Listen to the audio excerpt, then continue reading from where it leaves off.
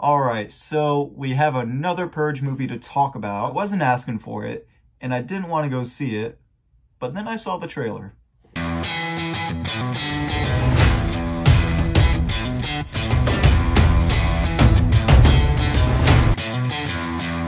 This is the 5th installment in the Purge franchise, not including the TV show. I really had no interest in seeing this movie. The last two Purge movies kind of just blew out the candle for me. So I had no interest, I had no expectations, but the trailer, it looked like they were doing something a little bit different, maybe more of a Western type feel with cowboys and stuff, so that really piqued my interest. So when I went to go see The Purge, I loved it, I enjoyed it.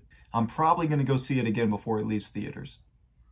Adele and her family, Juan, live in Texas where he works as a ranch hand for the wealthy Tucker family. Juan impresses the Tucker patriarch, Caleb, but that fuels the jealous anger of his son, Dylan. On the morning after the Purge, a masked gang of killers attack the Tuckers, forcing both families to band together and fight as the country spirals into chaos.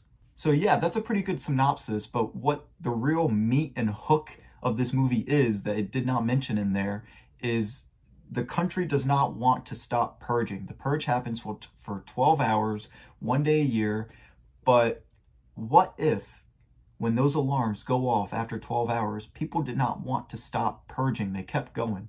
That's where this movie gets interesting, is with that concept, because I really truly feel like that is something that would actually and could actually happen if we had a purge nowadays. Anything with cowboys is already cool, and that's where this movie really works for me, is the Western and cowboy aspect of it and getting out of the big city and doing something different. Now, even though they do something different, there was a lot of stuff that they could have added to the chaos. They could have added, more cowboy type stuff. I said in my first reaction that I wanted to see cowboy shit, and that's what I got. But upon thinking about the movie, I wish there was more of it. I wish they included more stuff with horses or whips, longhorns, whatever. I just wish that lassos. At the end of the movie, they did something with lassos. You saw it in the trailer, but that was it. I feel like they could have done a lot more with that concept of being out in the West. I still feel that what they did was enough of a change that it was able to pique my interest in the way that it did. It's weird to say the words character development next to the Purge films, but in this movie, I did see a character development, and it was played by the son of the Tucker family. Josh Lucas' character does have, you can see those stepping stones of a character development in there. In the beginning, he's racist, he's a dick. You don't care about what's going to happen to him on Purge night, but at the end of the movie, you're actually fighting to see him make it through with his family, the Purge, not even the Purge night, but just the Purge in general, trying to make it out of the country back into Mexico. The third act was also kind of, the villain kind of came out of nowhere, I feel like. I think that what they could have done, and it kind of would have made the movie a little bit better, was instead of having that villain coming after them on that third act, that could have just been replaced with, there's a bunch of purgers guarding the border to keep people from going into Mexico. I think that if they replaced that concept, it could have been a little bit better, because the villain just kind of quickly came out of nowhere. But other than that, the kills were great. Like I said before, the character development, the main people, I cannot pronounce their names, but the two main stars of the movie were great.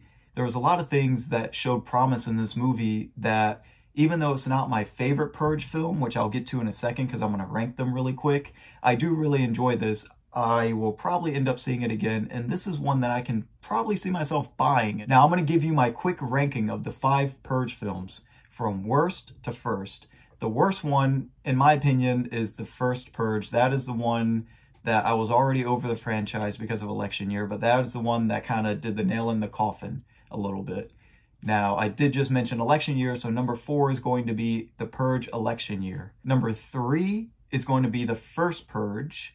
That's the one where they're in the house. It's the one that started the whole thing with Ethan Hawke. The second is going to be the Forever Purge. And the first one is going to be Purge Anarchy with Frank Grillo. That one was amazing. You get to really see that scope and aspect of what happens in the city with full chaos going on. Would I like to see more of this franchise? At this point, yeah, I would. I like the direction that they were able to shift me. I went in there not wanting to see any more of this franchise, and now I do. Long as they can keep it fresh and keep doing different stuff. Don't go back to New York, stuff like that. Stay away from that. You did it 3 times already, and I'm not sure if you're doing it in the TV show or not because I don't watch it, but keep doing something different. If you like this video, once again, don't forget to hit that subscribe button down below. You can see my first thoughts on The Purge. I'll include that link. It's only about a minute long for the video. And before we go, ooh, pasta de la crotch.